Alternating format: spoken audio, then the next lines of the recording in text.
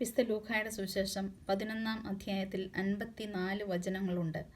ഇതിൽ യേശു പഠിപ്പിച്ച പ്രാർത്ഥനയുടെ ശക്തി, യേശുവും ബേൽസബൂലും പരിശുദ്ധാത്മാവിൻ്റെ തിരിച്ചുവരവ്, മഹത്തായ ഭാഗ്യം, യോനായുടെ അടയാളം, കണ്ണ് ശരീരത്തിൻ്റെ വിളക്ക്, ഫരിസയരുടെയും നിയമജ്ഞരുടെയും കപടനാട്യം എന്നിങ്ങനെ കാണുവാൻ സാധിക്കും.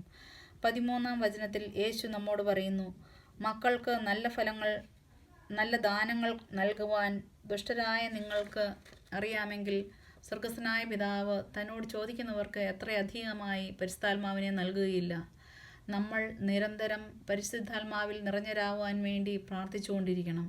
പരിശുദ്ധാത്മാവ് നിറയുമ്പോൾ ദൈവവചനം കൂടുതൽ ആഴത്തിൽ ഗ്രഹിക്കുവാനും അതനുസരിച്ച് ജീവിക്കുവാനും സാധിക്കും.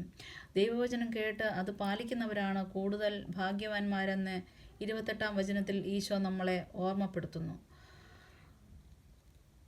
നമുക്കും ദൈവവചനത്തിൽ അധിഷ്ഠിതമായ ഒരു ജീവിതം നയിച്ച് മറ്റുള്ളവർക്കും പ്രകാശം പരത്തുന്നവരാകാൻ നമുക്ക് ശ്രമിക്കാം. ആമേൻ.